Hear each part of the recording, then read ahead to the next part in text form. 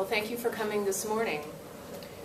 Today we release a report on the recent fire and chemical spill at the Eisenbarth gas well and point to this unfortunate incident as a testament to Ohio's failure to protect first responders, the public, and our natural resources from fracking chemical pollution. It is a case study from which we can learn where opportunities for improvement lie and which can guide us to avoid similar incidents in the future. Rather than proactively arming first responders with information, Ohio has systematically ensured fracking chemical secrecy to protect the industry from liability. Lawmakers have even removed responsibility for oil and gas emergencies from the State Emergency Response Commission and assigned it to the Department of Natural Resources. We and many others have sounded the alarm for more than 2 years about the need for better fracking chemical disclosure. More than 10,000 people wrote letters and sent messages to their legislators and Governor Kasich, and 400 medical professionals signed a petition calling for action before an accident like this could occur. We released this report today on the occasion of the second State Emergency Response Commission since the well fire. I have personally attended many CERC meetings in the last 2 years, presenting them with evidence that the industry should be reporting chemicals under state and federal law, yet have not been doing so for 12 years. I warned of potential confusion and unnecessary risk if oil drillers were allowed to follow a different reporting standard than every other chemical-intensive industry in the state. And I was very surprised that the fire and spill in Monroe County was not raised at the last CERC meeting until I raised it. Luckily, no lives were lost that day in Monroe County, and no serious injuries reported.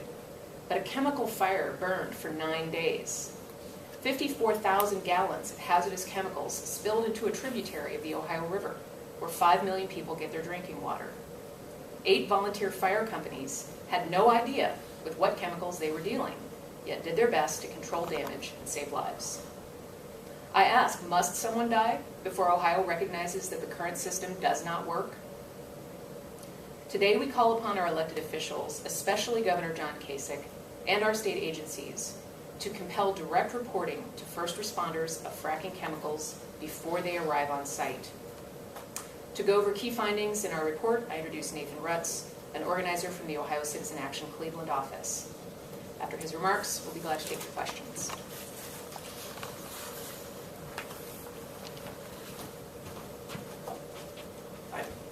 Hi. So what we found in reviewing some of the documents from the Eisenbarth well fire was that the most recent Tier 2 form, which is the one that's required by the Federal Emergency Planning Community Right to Know Act of 1986, which wasn't enforced until last September after much effort by our organization and others to get the State Emergency Response Commission to actually enforce that federal law.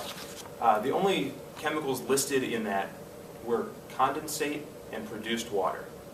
And those two were reported March 1st of this year, but the reporting period for that was January to December 2013. So obviously there were quite a few more chemicals than that on site, but only those two, condensate and produced water, were actually known and reported to the fire departments directly before the incident occurred. And those two aren't even listed in any of the chemicals lost from the scene by the US EPA's incident report. The other issue is that fracking is very quick, and that it only takes 5 to 7 days to frack a well, and that's what was planned according to Statoil's report from frackfocus.org. And REPCRA requires chemical disclosure for new chemicals brought onto a site 30 or 90 days after a chemical is brought onto the site, depending if it's called extremely toxic or only merely regular hazardous. If it's extremely hazardous, it's reported after 30 days, or should be reported after 30 days. If it's merely hazardous, it's after 90 days. The other issue is Ohio's own law. So Ohio exempts oil and gas drillers from Ohio's parallel law to the Federal Emergency Planning Community Right to Know Act in Ohio Revised Code 3750-081. Ohio also has a separate chemical reporting mechanism in 1509, which is the chapter about oil and gas regulation. And in that chapter, the ODNR is the agency to whom oil and gas drillers are supposed to report. They only have to report hazardous or any hazardous chemicals to the ODNR within 60 days after completing a well. But they can call any chemical they want a trade secret and then not report it to the ODNR or to anyone. The ODNR allows oil and gas drillers to report their chemicals directly to the ODNR or through frackfocus.org, an industry website.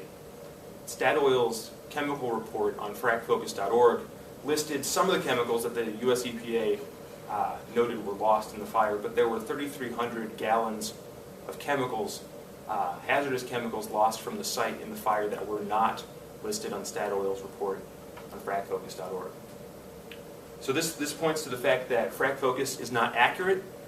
It also obscures how much the hazardous chemicals are actually on site, because instead of listing volumes of the chemicals that are on site, they list a confusing percentage mass per chemical of the total mass of the fracking fluid, and they don't list the total mass of the fracking fluid on their reports. So there's no way to easily determine how much of each chemical is actually on site. So the lack of knowledge of what chemicals are on site almost certainly contributed to not knowing the best ways to deal with the chemical fires. There's no way of knowing, but perhaps if the fire departments had known exactly what was on site, where and in what volumes before the fire happened, maybe we wouldn't have seen the 70,000 fish killed or the fires continuing to burn for 9 days. So what should we do about it? The first thing that we need to have happen is for the State Emergency Response Commission to actually enforce the laws that are already on the books, specifically the Emergency Planning Community Right to Know Act. We saw a failure there because Halliburton didn't tell the US EPA the contents of its proprietary chemicals until 5 days after after the fire. So we need the State Emergency Response Commission to actually step up and penalize oil and gas drillers that are not following the federal law. Second, we need Ohio to change our own laws. Governor Kasich recently said that if firefighters aren't actually getting the information, that he wants to change that. We haven't seen any action on that yet, and we need to. What needs to happen is that Ohio needs chemical disclosure to fire departments before explosions happen. We need reporting of chemicals before drilling begins. We also need our laws to be less confusing, because currently there are two sets of reporting standards. There's the Federal Emergency Planning Community Right to Know Act, and then there's the ODNR's version of chemical disclosure through FrackFocus. So if we make these changes, we can certainly improve the outcomes when we do have accidents at fracking sites. Thank you.